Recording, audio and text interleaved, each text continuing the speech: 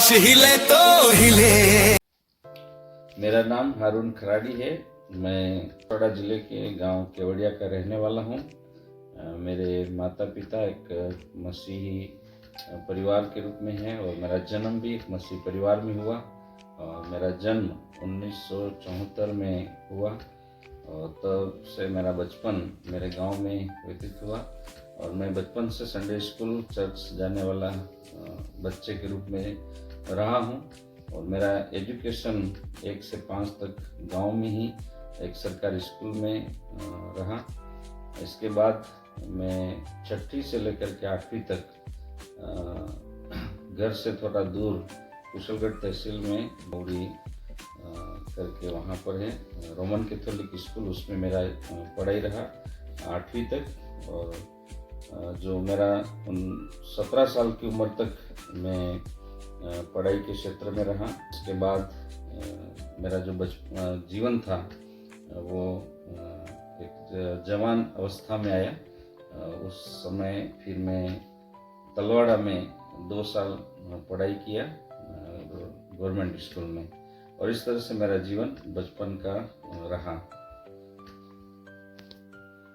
जब मैं 9th class में पढ़ रहा था उस समय मैं आगे नहीं पढ़ पाया और परिवार ने सोचा कि हमारे घर में कोई काम करने वाला नहीं है। और मैं घर में बड़ा लड़का होने की वजह से पापा ने मेरी शादी करा दी। और शादी कराने के बाद जब मैं पारिवारिक जीवन व्यतीत करने लगा तो कई प्रकार की समस्याएं मेरे जीवन में थी। और उस दौरान मेरा एक लक्ष्य था, दर्शन था कि मैं पढ़ लिख करके कुछ नौकरी करूँगा और इसलिए मैं आगे बढ़ना चाहता था। लेकिन शादी होने की वजह से मैं पढ़ाई नहीं कर सका और मैं फेल हो गया। तब जा कर के मैंने स्कूल छोड़ दिया और मैं घर पे बैठ गया। तब मेरे छोटे अंकल ने मुझे कहा कि तुझे पढ़ाई करना है, यूँ करके मुझे स्कूल में ले गए और फिर से पढ़ाने की प्रयास किया, लेकिन मैं उसमें भी सफल नहीं हुआ। तब मेरे अंकल जो सेवा करते थे राजेंद्र खराड़ी, उन्होंने मुझे बाइबल ट्रेनिंग में जाने के लिए प्रोत्साहित किया। तो मैं सेवा करने के हिसाब से नहीं, लेकिन मैं जयपुर शहर में जयपुर के हिसाब से मैं जयपुर गया और वहाँ जा कर के मैं 4 दिन रहा। और 4 दिन के बाद जयपुर शहर थोड़ा देखने के बाद मेरे मन में इच्छा जागी कि मैं वापस घर चला जाऊं। जिस उद्देश्य से मैं यहाँ पर आया हूँ वो उद्देश्य मेरा पूरा हो गया। और ये सोच करके मैं और उसी दौरान एक शाम वहाँ पर शाम डिनर के समय में भोजन बनाया गया सामूहिक कलीसिया के लिए। और भोजन वितरित होने से पहले सब जनों को एक एक पद दिया जा रहा था जो पर्चे में लिखा हुआ था। और उस दौरान वो पद मुझे मिला और मैं भोजन करने के बाद अपने रूम में गया और वहाँ जाकर के उस पद को खोला तो यहेजकेल 36:26 था, जिसमें लिखा हुआ था कि मैं तेरे कठोर हृदय को तोड़ करके, पत्थर के हृदय को तोड़ निकाल करके मांस का हृदय भर दूंगा। तो ये वचन मेरे मन में कार्य करने लगा और मैं सोचने लगा कि मेरे अंदर कौन सा पत्थर का हृदय है जो प्रभु मेरे जीवन से निकालना चाहता है। और मैं प्रभु ने मेरे से बात की और मैं प्रभु के चरणों में बैठा, अगर सच में मेरा कठोर हृदय है, पत्थर का हृदय है, तो प्रभु अगर तू निकालना चाहे तो मैं आपके चरणों में अपने जीवन को समर्पित करता हूँ। और इस तरह से प्रभु ने मैं मुझसे बात की और उस दिन से मेरा जीवन परिवर्तन हुआ। और फिर मैं जो वापस घर आने का मानस था उसको बदल करके वहाँ ट्रेनिंग करने लगा। और मैं 1 साल का कोर्स किया जो सीमीन करके सर्टिफिकेट ऑफ मिनिस्ट्री करके उस कोर्स को बोला जाता था, उसको पूरा किया। और इसके बाद मैं घर पे आया और घर पे आकर के फील्ड में सेवा करने लगा। लगभग 1 साल 1995 में 1 साल सेवा की। और फिर मेरे मन में एक इच्छा जागृत हुई कि मैं और बाइबल अध्ययन करूं, क्योंकि मुझे वचन की भूख जागने लगी और वचन सीखने की इच्छा हुई। तो मैं जब सीमेन का कोर्स किया उस समय वहाँ पर डायरेक्टर साहब ने मेरे जीवन को देखा और मेरी पढ़ाई को देखा। मैं उस समय क्लास में टॉप किया था, तो उन्होंने मेरी इच्छा को जाना और उन्होंने मुझे परमिशन दिया कि आप आगे पढ़ाई कर सकते हो। तो मैं फिर आगे जो बीमिन का कोर्स होता है, बैचलर ऑफ मिनिस्ट्री, उस कोर्स को करने के लिए वापस जयपुर में चला गया और 3 साल तक मैंने बीमिन का कोर्स किया। और ट्रेनिंग पूरी करने के बाद ट्रेनिंग के दौरान मैं जयपुर में ही रहा और 1 साल मैंने फुलेरा में भी उस दौरान सेवकाई की। और वो सेवकाई पूरा करके, ग्रेजुएशन पूरा करके मैं वापस बांसवाड़ा में आया और बांसवाड़ा में आकर के गाँव में मैं सेवा करने लगा, विशेषकर घाटोल तहसील और बांसवाड़ा तहसील, दोनों तहसीलों में फील्ड में जाकर के, घर घर जाकर के सुसमाचार प्रचार करने का काम किया। उस दौरान परमेश्वर ने मेरे जीवन में बड़े सामर्थ्य काम किए। प्रभु ने अपना अनुभव मेरे जीवन में होने दिया और जिन बातों को मैं नहीं जानता था वो बातें भी परमेश्वर ने मुझे सिखाना आरंभ किया। और जब मैं शुरुआत की सेवकाई में आया तो मुझे इतना अनुभव नहीं था प्रभु यीशु मसीह मेरे जीवन में ऐसा चंगाई का वरदान देगा और प्रभु मेरे जीवन में आकर के काम करेगा। लेकिन एक बार की घटना मुझे याद है, जब मैं एक परिवार में प्रार्थना करने के लिए गया और वहाँ पर 3 बहनें और एक भाई बुजुर्ग और उनका एक बेटा, हम घर में बैठे थे और प्रार्थना कर रहे थे। उस दौरान उन बहनों में दुष्ट आत्मा थी, तो वो बहुत जोर से उछलने लगी और मैं डर गया कि मेरा उस समय मुझे डर इस बात का लगा कि मैंने कैसा अनुभव कभी किया नहीं था कि दुष्ट आत्मा ऐसे निकलती हैं। और मैं डर के मारे सोचने लगा कि अब क्या होगा। उसी दौरान मैंने प्रभु यीशु मसीह को मेरे सामने देखा और मैंने पाया कि प्रभु ने कहा, मत डर, मैं तेरे साथ हूँ। और जब ये अनुभव मेरा हुआ कि प्रभु मेरे साथ है, तो उसी दौरान मैंने उस दुष्ट आत्मा को, जिसने मुझे कहा था कि मैंने बहुत लोगों को मार गिराया, आपको भी मार दूंगी, ऐसा उसने कहा, तो मैं डरा था। लेकिन जब प्रभु ने बोला मैं तेरे साथ हूँ, तो मैंने उस स्त्री दुष्ट आत्मा को बोला कि मेरी तरफ देख, मैं कौन हूँ। और उसी दौरान वो औरत रोने लगी और उसमें से वो दुष्ट आत्मा निकल गई।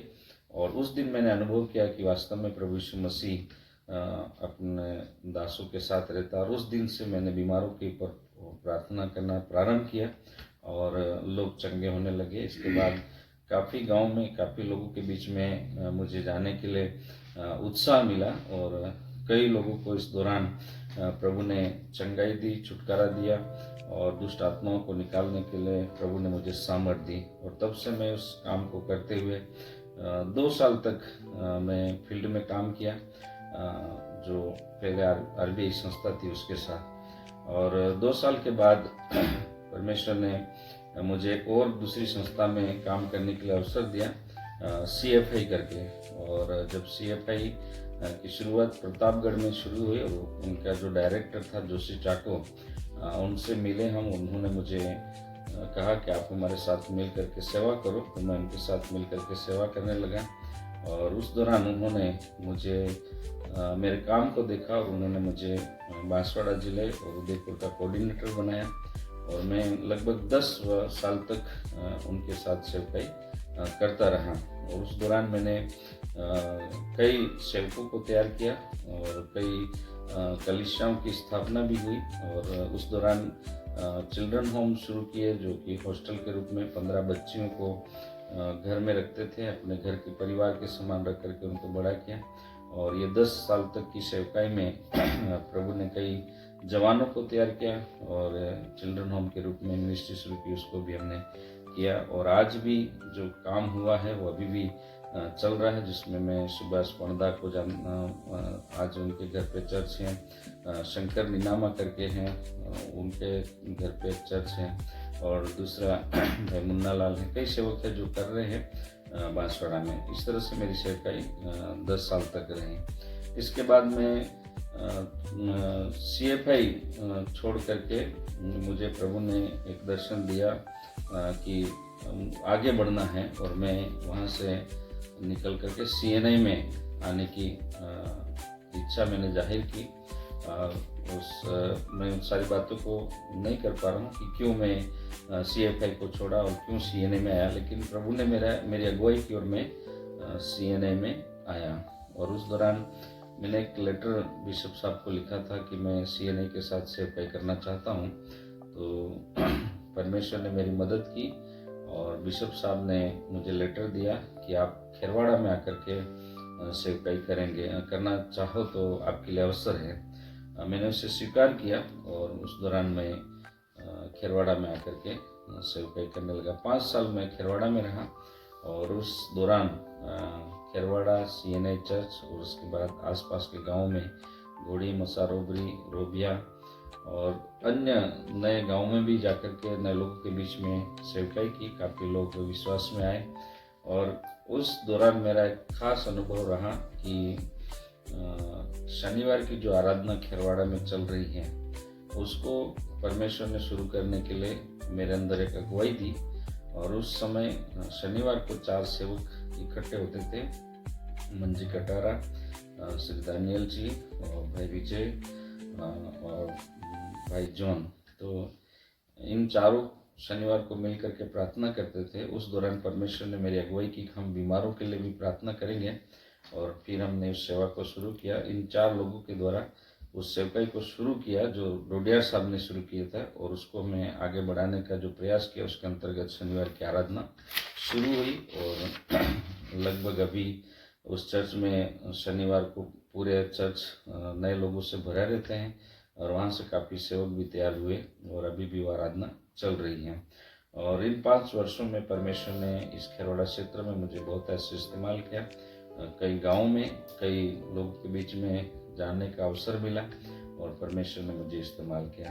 और उसके बाद हमारे डायसिस के नियम के अनुसार मेरा ट्रांसफ़र खेरवाड़ा से बांसवाड़ा हो गया और मैं शुरुआत में रतनपुरा हमीरपुरा में CNA चर्च में सेवकाई की 2-3 साल तक। इसके बाद फिर दूसरे सेवनिया में मेरा ट्रांसफ़र हुआ, मैं सेवनिया में रहा और इसके बाद केवड़िया और सागवा और अभी वर्तमान में मैं सेवकाई कर रहा हूँ अकोरिया और जीवापुटा में। और इस तरह से मेरी सेवकाई कर रहा हूँ। अब और भी बहुत सारी बातें हैं लेकिन मैं नहीं कर पा रहा हूँ यहाँ पर। धन्यवाद पादरी साहब आपके अद्भुत गवाही के लिए। मेरा कुछ क्वेश्चंस हैं आपके सेवा से रिलेटेड। जो क्वेश्चन ये है कि अगर परमेश्वर जीवन में आते हैं तो जीवन में क्या क्या बदलाव होते हैं, तो आप बता सकते हैं जीवन में परमेश्वर आते हैं तो क्या बदलाव होते हैं? बहुत अच्छा प्रश्न आपने पूछा और ये प्रश्न वास्तव में हमारे जीवन के लिए उन बातों को प्रकट करता है कि जब परमेश्वर हमारे जीवन में आता है तो क्या बदलाव हमारे जीवन में हो जाते हैं। तो बहुत कुछ बदलाव मेरे जीवन में हुए जब परमेश्वर मेरे जीवन में आए।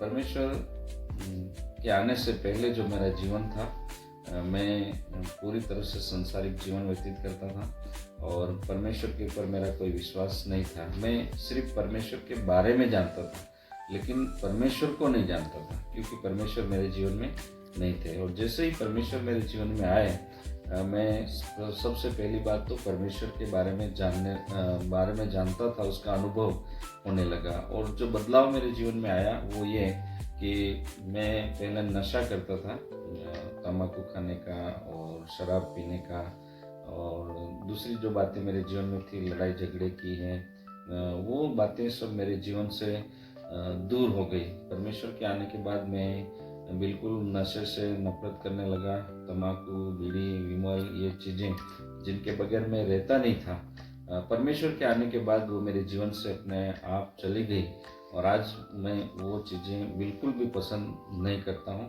और जैसे संसारिक बातें और तमाम प्रकार की बातें जो लड़ाई झगड़े की है और दूसरे किसी के प्रति बुरा सोचना, व्यवहार करना, ये सारी बातें मेरे जीवन से परमेश्वर ने दूर कर दी। तो ये एक अनुभव मेरे जीवन में हुआ कि परमेश्वर के आने के बाद हमारा जीवन पूरी रीति से बदल जाता है।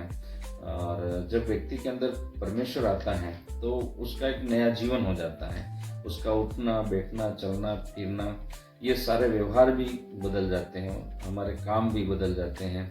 और जैसे हम पहले चलते थे उससे हट करके हम केवल परमेश्वर की इच्छा के अनुसार चलते हैं। पहले हम अपनी मर्जी की पूरा करते थे, अपनी इच्छा को पूरा करने का प्रयास करते थे और किसी का कहना नहीं मानते थे। लेकिन जब परमेश्वर हमारे जीवन में आए तो मेरा जीवन पूरी रीति से बदल गया। ये इस प्रकार का बदलाव मैं परमेश्वर के आने के बाद अपने जीवन में देखता हूँ। अच्छा, धन्यवाद पास्टर जी आपके आंसर के लिए।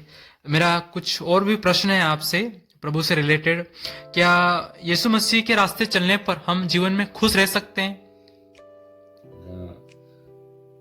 ये प्रश्न का उत्तर देना बड़ा कठिन भी है और इसलिए है कि क्योंकि बहुत बार प्रभु के साथ चलने के बाद जो हम सोचते हैं कि बड़ा खुश और आनंदमय जीवन होगा, तो कई बार ऐसे अवसर भी आए हैं जहाँ में बहुत निराशा भी लगी और कठिनाई का सामना करना पड़ा।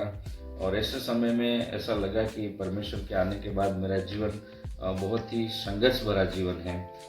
बहुत बातों की समस्याएं जब आती है तो हम सोचते हैं कि हमने परमेश्वर के आने के बाद जो हमारे जीवन में बदलाव होगा और जो हम चाहते थे वैसा जीवन नहीं मिलता है, तो हमें बड़ी कठिनाई महसूस हुई। लेकिन दूसरी तरफ अगर हम देखें तो अगर उन बातों को छोड़ करके अगर परमेश्वर की मर्जी हमारे जीवन में है, उस बात को हम समझें तो बहुत ही अच्छा जीवन हमें लगता है। क्योंकि सारी बातें हमारे जीवन में भलाई को उत्पन्न करती है। उस बात को अगर हम सोचते हैं और उस बात को लेकर के हम चलते हैं तो हमारा जीवन सच में बहुत ही खुशहाल जीवन है।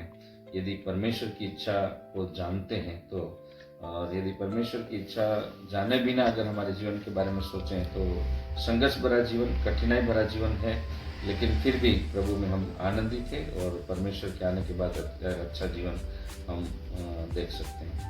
अच्छा, धन्यवाद पास्टर जी। जैसा कि आपके अपने गवाही में बताया कि शुरुआत में आप प्रभु में थे लेकिन उतना अच्छा प्रभु में नहीं थे, लेकिन जब आपने परमेश्वर को दर्शन को पाया आप सेवा में आगे बढ़ने लगे। अगर वास्तविक जीवन में अगर कोई दास, कोई नया प्रभु का दास बनना चाहता है तो क्या उसके जीवन में दर्शन आने जरूरी है सेवकाई के लिए? इस मामले में आप क्या कहना चाहते हैं? देखो, आज परमेश्वर का वचन हमारे पास है और यदि अगर परमेश्वर के वचन के ऊपर व्यक्ति का पूरा विश्वास आ जाता है तो वही प्रभु का दर्शन है, समझो। और यदि हम परमेश्वर के वचन के ऊपर इतना विश्वास हमारा नहीं है तो परमेश्वर का दर्शन जब मिले तब हमारे अंदर एक मजबूत विश्वास उत्पन्न होगा। मैं जैसे कि मेरे बारे में बताऊं कि मेरे को विश्वास होने लगा था पर वो धीरे धीरे हो रहा था। पर परमेश्वर मुझे एक तरह से पूरा अनुभव देना चाहता था। और जिस दिन ये घटना हुई और शैतान प्रकट हुआ तो मैं डर गया था, क्योंकि मैं नया था और मेरा कोई अनुभव नहीं था और शैतान ने ऐसा हलचल की थी कि मैं उसको संभाल नहीं सकता था। और मुझे डर लगा कि उसने बोला भी ऐसा था कि मैं तुझे खा जाऊंगा। तो मैं डरा इसलिए था कि शैतान अगर मुझे खा जाएगा तो क्या होगा। और प्रभु ने मुझे उस समय अपना दर्शन देके संभाला। अगर प्रभु उस दिन वहाँ नहीं होते हो सकता था मैं डर करके अपने जीवन में कुछ ऐसी बात हो जाती। लेकिन प्रभु ने उसी समय मेरी स्थिति को जाना और वो उन्होंने साफ कहा कि मैं तेरे साथ हूँ। तो दर्शन परमेश्वर जब देता है तो परिस्थिति के अनुसार प्रभु अपने लोगों को संभालने के लिए देता है। बाकी अगर वचन के आधार पर हम विश्वास कर लेते हैं तो वह भी काफ़ी है, क्योंकि वचन के द्वारा हम भरोसा कर लेते हैं, विश्वास कर लेते हैं। तो प्रभु ने अपना वचन आज हम सब के लिए दे रखा है। तो ज़रूरी नहीं है कि परमेश्वर दर्शन दे करके ही अपनी प्रमाणिकता को दे सके या लोग को किसी प्रभु के दास को आगे बढ़ाए। प्रभु अपने वचन के द्वारा भी हमें मजबूत करता है, पर जरूरत पड़ती है तो परमेश्वर अपना दर्शन भी देता है। धन्यवाद पास्टर जी, आपका बहुत कीमती समय देने। आश हिले तो हिले, पहाड़ तले तो टले, आकाश हिले तो हिले, पहाड़ तले तो टले। ईश्वर का कहा वचन, बाइबल में लिखा वचन कभी ना टाले। आकाश हिले तो हिले।